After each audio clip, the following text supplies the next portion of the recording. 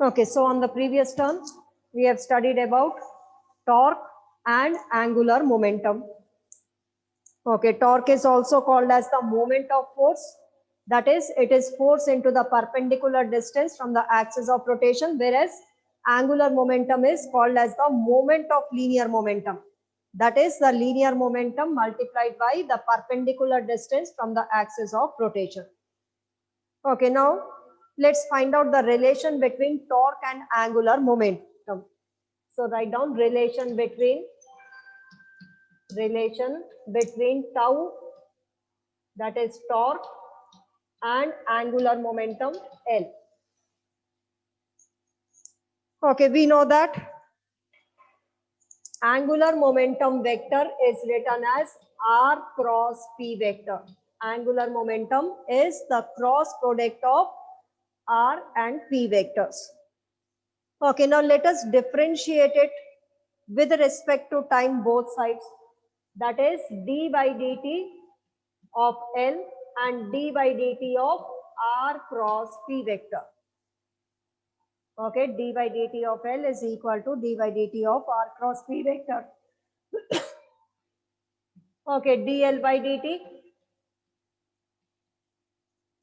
Okay, as both changes with respect to time, R vector, P vector, both changes with respect to time. So it is the product of these two vectors. First vector, like d by dt of u into v is u dv by dt plus v du by dt. The same way here also this can be written as R cross dp by dt plus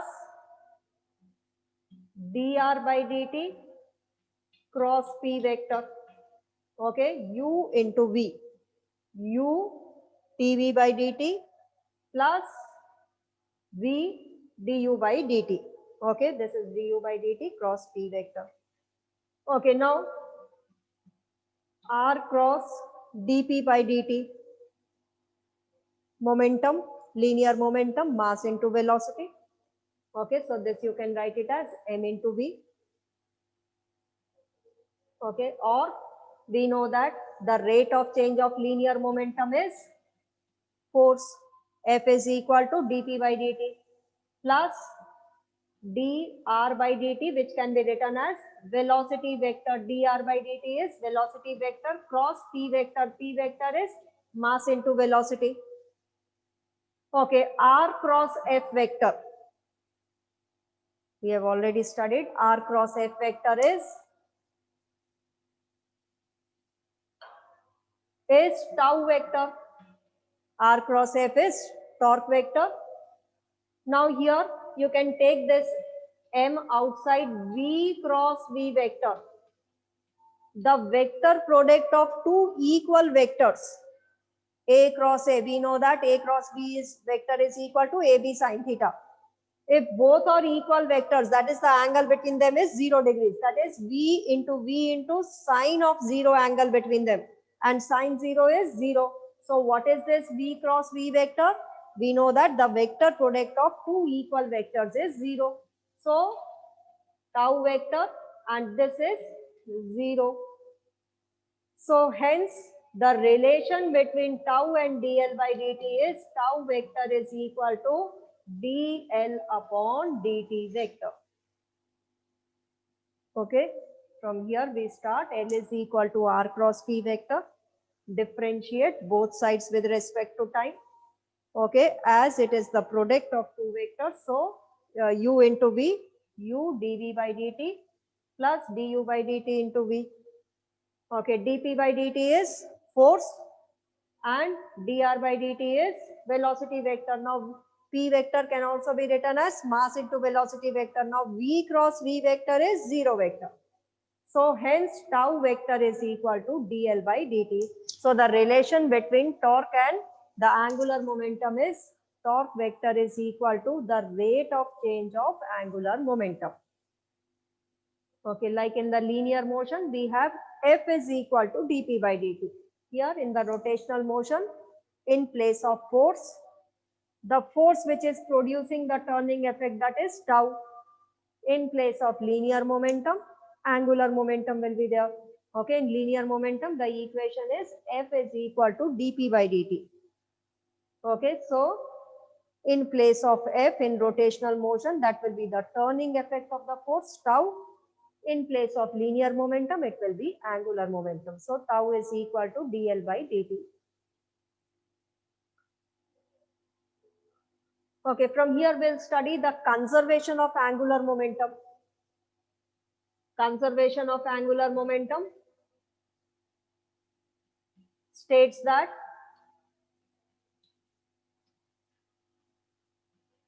if no external torque is acting on the body, that is if tau is equal to 0, then dl by dt is equal to 0.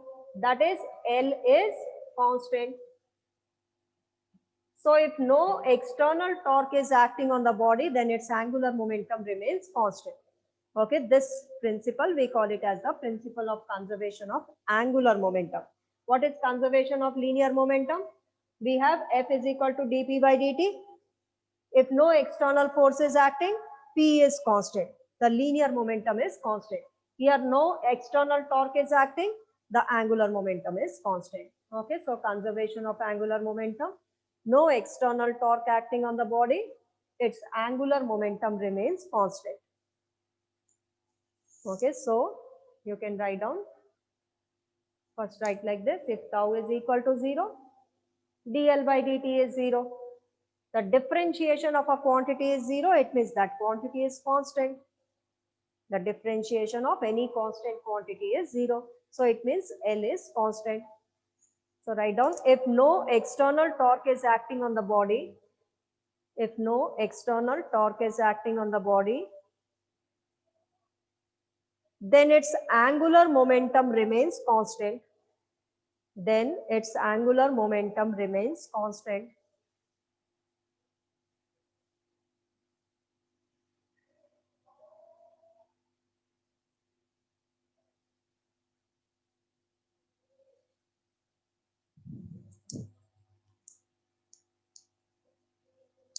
Yes, now before starting the next physical quantity, moment of inertia, let's discuss about equilibrium of rigid bodies. Okay, equilibrium of rigid bodies.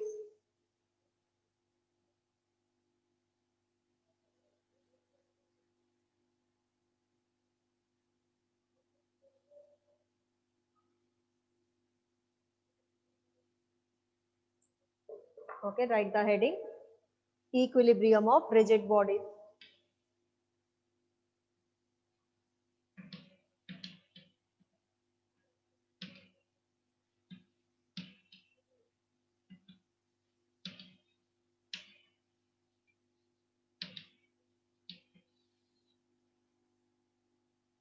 Okay, a body may be in complete equilibrium or in partial equilibrium.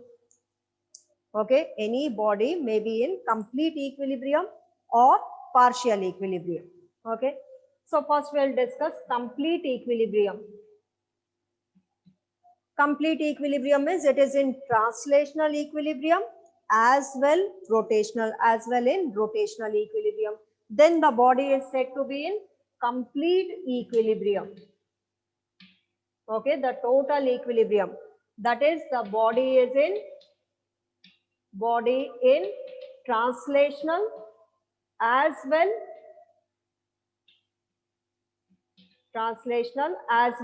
rotational, in rotational equilibrium. Okay, translational means either it is at rest or if it is moving in a straight line, it will keep on moving with a constant velocity. Now rotational equilibrium means either the body is at rest or if it is rotating, it will keep on rotating with the constant angular velocity. Okay, so the body is in translational equilibrium as well in rotational equilibrium. Then the body is said to be in complete equilibrium. Okay, now what is translational equilibrium? Translational equilibrium means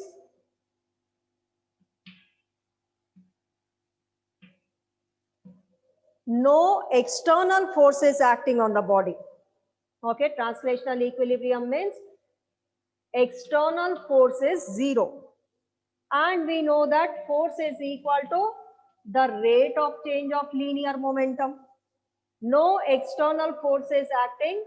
F is equal to 0. It means its linear momentum is constant.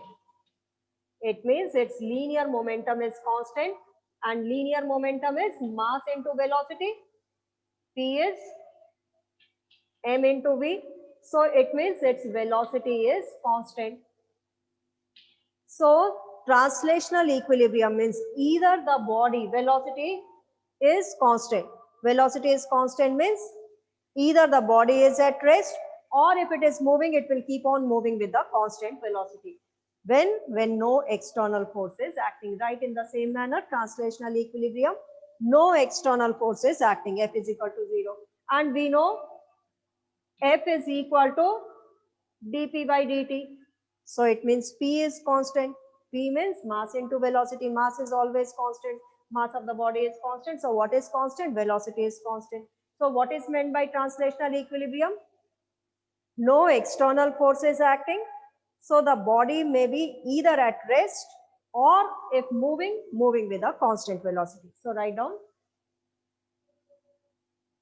when no external force is acting, when no external force is acting, either the body is at rest, or moving with a constant velocity,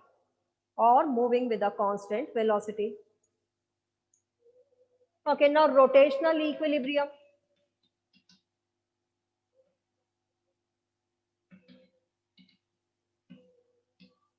Rotational equilibrium means no external torque is acting on the system. Okay, that is tau here is 0. No external torque is acting on the system. And we know that tau is equal to dl by dt. Just now we have derived. Tau is equal to dl by dt. If tau is equal to 0, its angular momentum is constant. Angular momentum is constant means either again the body will be at rest, or if it is rotating, it will keep on rotating with a constant angular velocity. What is constant? Omega will be constant. So here L is constant means this implies omega is constant. That is, if it is rotating, its angular velocity is constant. So a body which is in translational equilibrium as well in rotational equilibrium, such a body is said to be in complete equilibrium. Okay, both equilibriums are there. That is, either the body will be at rest, or if it is moving in a straight line, it will move with a constant velocity, or if it is rotating, it will rotate with a constant angular velocity. Okay, then we say that the body is in complete equilibrium. Okay, so write down rotational equilibrium.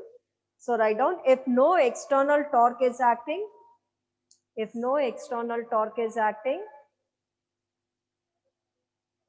either the body is at rest,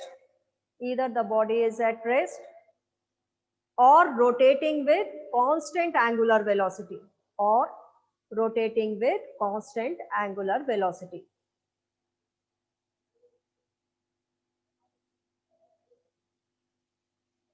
Okay, now, so the body may be in complete equilibrium or may be in partial equilibrium. Now we'll discuss partial equilibrium.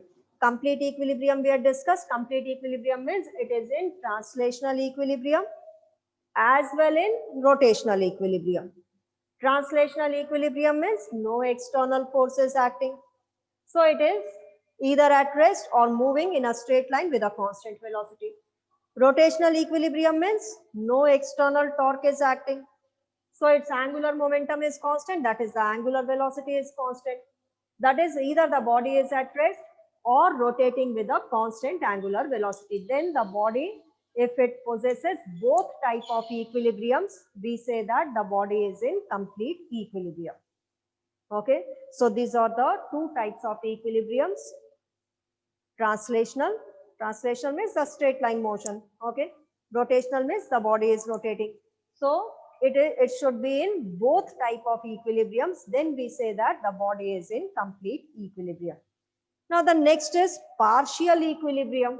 Okay, the body may be in complete equilibrium, and the second one, or it may be in partial equilibrium.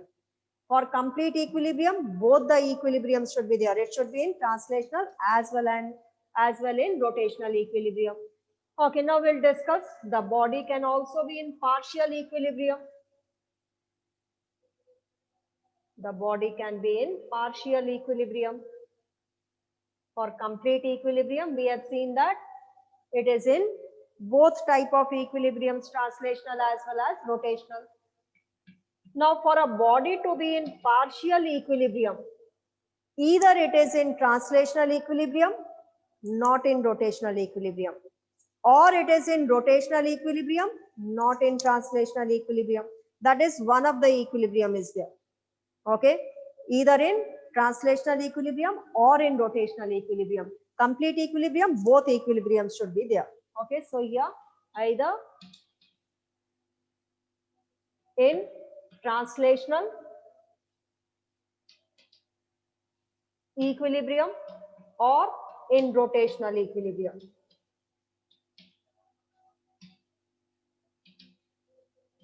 Okay, one of the equilibrium possesses, then we say that the body is in partial equilibrium. If it is in translational equilibrium, it will not be in rotational equilibrium. If it is in rotational equilibrium, it will not be in translational equilibrium. Okay, let's consider one example and we'll discuss. Let there is a rod which is pivoted at the center. Now two forces are acting on it. Let both the forces are acting in the downward direction. Let, as it is pivoted from the distance, from the center, if this distance is d, this distance is also equal to d. Okay, both or F1 and F2 forces are acting at the two ends in this manner. Okay, now both the forces are in the downward direction. If this is removed, the rod will move in the downward direction. So it is not in translational equilibrium. Or you can see that these two forces are acting in the downward direction. So what will be the net force? It will be in the downward direction. So this body is not in translational equilibrium. Okay, this is the example when the body is not in translational equilibrium, because the net force is not equal to 0. For translational equilibrium, the net force should be equal to 0. Both the forces are acting in the downward direction. If both are equal forces, then what is the net force? Net force will be equal to 2F. Okay, so it is not in translational equilibrium. Why? Because the net force is equal to 2F. Both are being added up, plus minus, forget about that. What is the net force? 2F. Okay, so it is not in. For translational equilibrium, the net force should be equal to 0.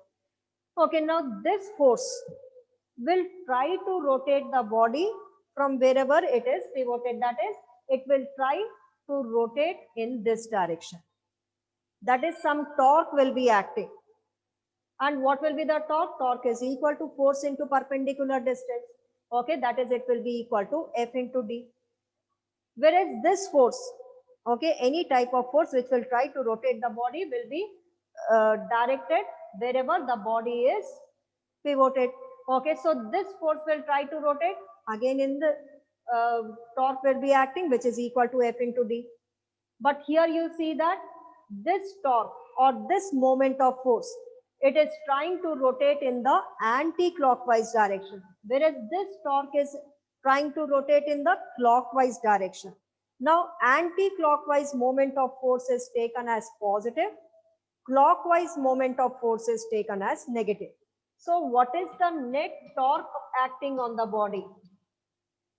Net torque here, this F into D is in the anti-clockwise direction, which will be positive, and this F into D is acting in the clockwise direction, which is taken to be negative.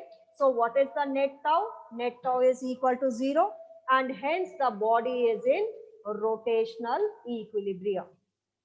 So this is an example in which the body is not in translational equilibrium but in rotational equilibrium. So hence the body is in partial equilibrium. Okay, so this is an example where the body is in partial equilibrium. Why? Because though it is in rotational equilibrium but not in translational equilibrium. Okay, so we say that this body is in partial equilibrium. Okay, so this is an example. Okay, when the body is in rotational equilibrium but not in translational equilibrium. Okay, now the body can also be in partial equilibrium if it is in translational equilibrium but not in rotational equilibrium, then also the body will be in partial equilibrium. Okay, so let's see one example when the body is in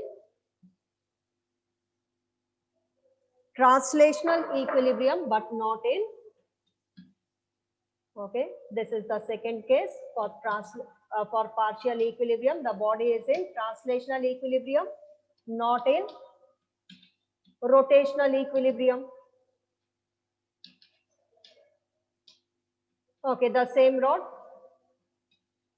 which is okay centered at the center point. It is pivoted.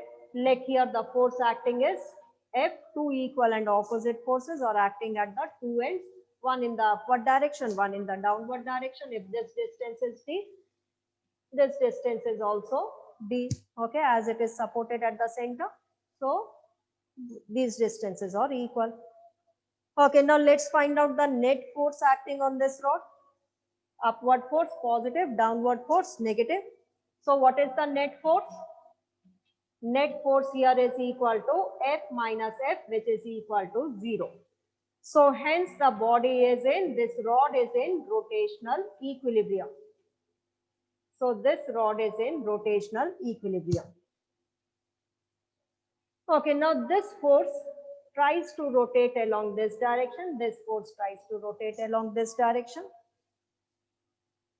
Okay, F into D is the moment of force or is the torque which is trying to rotate in the clockwise direction. So minus F into D. This moment of force is also F into D, again trying to rotate in the clockwise direction. So what happens? This rod will start rotating in which direction? In the clockwise direction. Okay, so this rod is not in rotational equilibrium. Okay, now net force is equal to 0. So it is in translational equilibrium. Corrected. This body will be in, as net force is equal to 0. So this is in translational equilibrium. Okay, now we'll find out the net torque.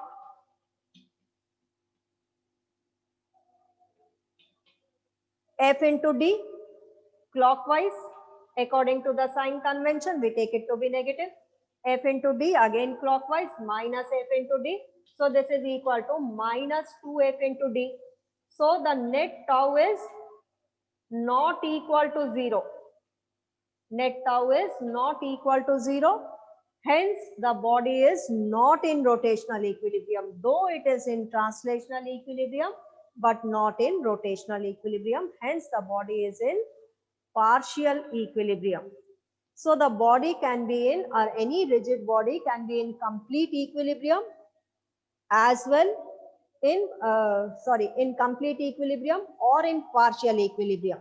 For complete equilibrium, it has to be in rotational equilibrium as well and in the translational equilibrium. But for partial equilibrium, either it can be in translational equilibrium or it can be in rotational equilibrium. Okay, note it down in the same manner. Okay, so the moment of force, anti-clockwise direction we take it to be positive, clockwise direction we take it to be negative. Okay, anti-clockwise moment of force is taken as positive. Like here, this is the anti-clockwise moment of force. So this will be taken as positive. Clockwise moment of force is taken as negative. Here both are in the clockwise direction. So the body will rotate in the clockwise direction. Hence the net tau is 0. So the body is not in rotational equilibrium, though it is in translational equilibrium. Net force is 0, but not in translational, not in rotational equilibrium.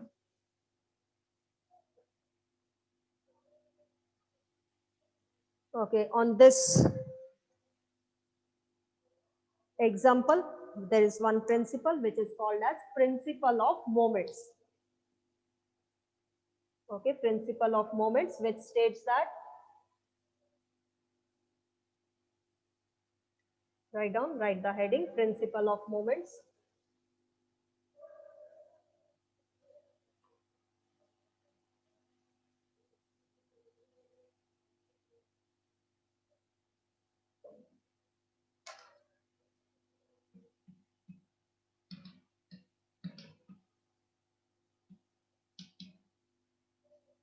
Okay, it states that any rigid body, if it is in rotational equilibrium, then the net moment of force on it will be 0. Net moment of force means net tau on it will be 0.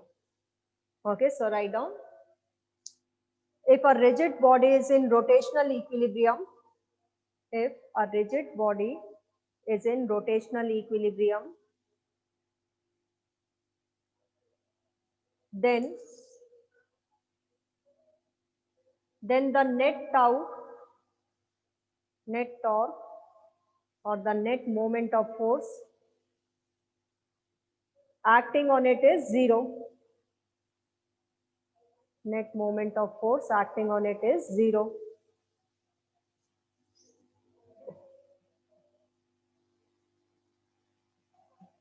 Okay, now not supported at the center.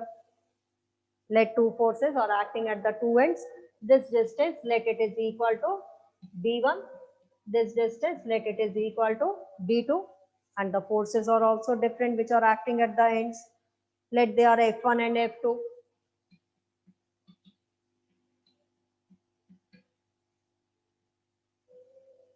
F1 into d1, as it is in the anti-clockwise direction, will be positive. F2 into d2, moment of force, as it is acting in the clockwise direction, so this will be negative. Okay, from wherever it is supported, the force will try to rotate along that direction. So here the net moment of force, or you may write down net torque. Net moment of force is equal to 0. Okay, so the body is in rotational equilibrium, so the net moment of force is equal to 0. From here, what do we see? The net moment of force is F1 into d1.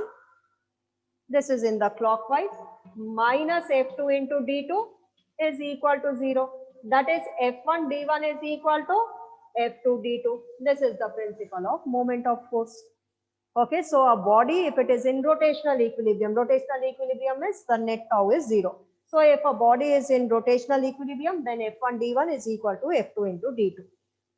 Okay, so if a body is in rotational equilibrium, the net tau acting on it is 0, or you may say the net moment of force acting on it is 0. So what condition do we derive from here? F1 d1 is equal to F2 into d2. Okay, this principle we call it as principle of moments. That is, a body is in rotational equilibrium, then the net moment of force is 0. And what is the net moment of force? From here, from this figure, F1 d1, anti-clockwise F2 d2, clockwise negative, should be equal to 0. Net moment of force is 0. Why? Because the body is in rotational equilibrium. So F1 d1 is equal to F2 into d2. Okay, this is the principle of moment.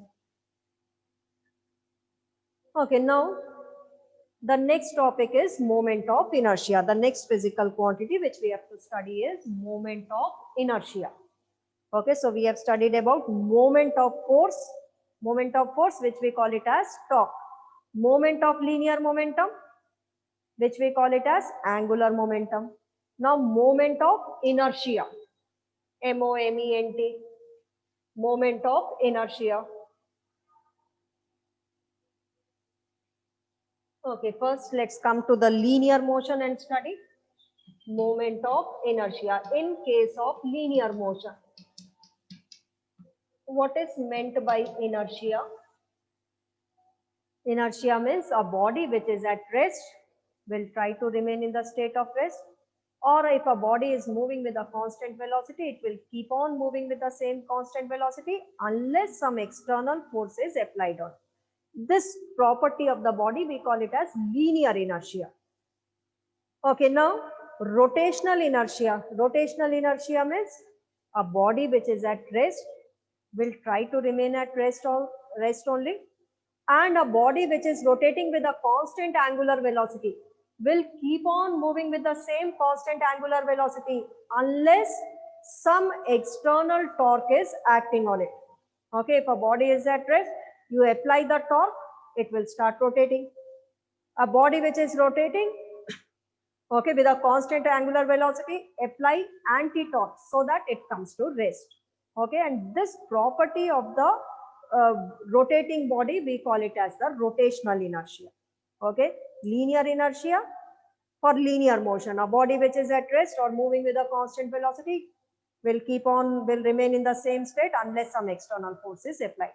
Here a body which is at rest or rotating with a constant angular velocity will remain in the same state unless some external torque is applied on it. Okay, this property of any body we call it as the rotational inertia. Now in case of linear inertia, the linear inertia is measured by a physical quantity, what we call it mass of the body. Mass measures the linear inertia. The same way the rotational inertia is measured by moment of inertia. The rotational inertia is measured by moment of inertia. Like linear inertia is measured by mass. More the mass, more inertia it possesses. Like a car and a truck, which has got more inertia? A truck has got more inertia. Why? Because its mass is more. Okay, the same way here, the rotational inertia is measured by moment of inertia. So write down a body at rest, a body at rest or rotating with a constant angular velocity or rotating with a constant angular velocity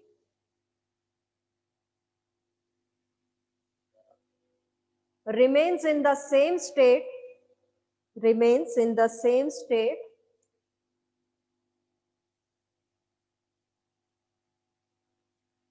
unless and until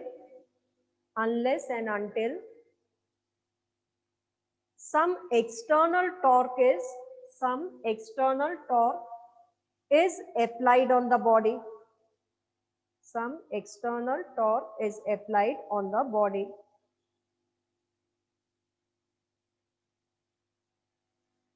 Write down this property of the body. This property of the body is called as rotational inertia. Is called as rotational inertia, and rotational inertia is measured by moment of inertia, and rotational inertia is measured by moment of inertia represented by, generally it is represented by capital I. Okay, represented by I.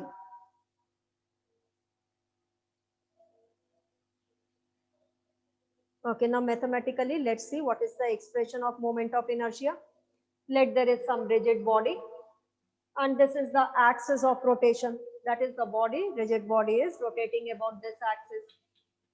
This we call it as axis of rotation. Now there are a number of bodies in this rigid body, M1, M2 and a number of bodies having masses M1, M2, M3, okay, M4 and a number of bodies of number of particles are there. Okay, let the first particle is at a distance r1 from the axis of rotation.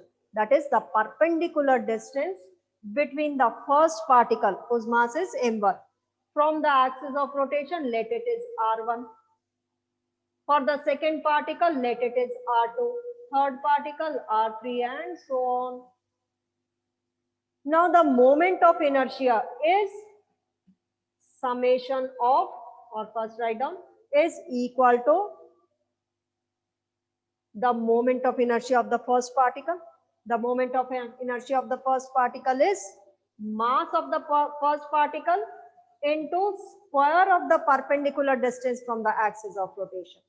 Okay, m1 r1 square plus of the second particle, which would be m2 into r2 square plus so on. If there are n number of particles, mn into rn square. So this can be written as summation of mr square.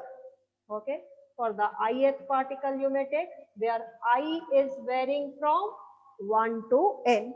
Okay. Any particle, ith particle, I is varying from the first particle 1 to the last particle n. So I is varying from 1 to n, or you may just write down summation of mr square. So this is the mathematical expression of moment of inertia. It is summation of mr square. Okay, the sum of the products of mass of the first particle into square of the distance of the second particle and so on till the nth particle. Write it as such and then write down. Okay, I is equal to summation of mr square. So write down. Moment of inertia is the summation of moment of inertia is the summation of mr square. Okay, is the summation of mr square. Now from here, any physical quantity we study, it's SI unit. SI unit is, everyone knows, if the formula is in front of you, you should be able to find its unit. mr square, mass as a unit, kg, r some distance. So kg into meter square is its SI unit. Dimension, mass represented by m, r is some distance, length L square. So its dimensional formula is mL square. So the SI unit is kg meter square and its dimensional formula is mL raised to the power 2, T raised to the power 0.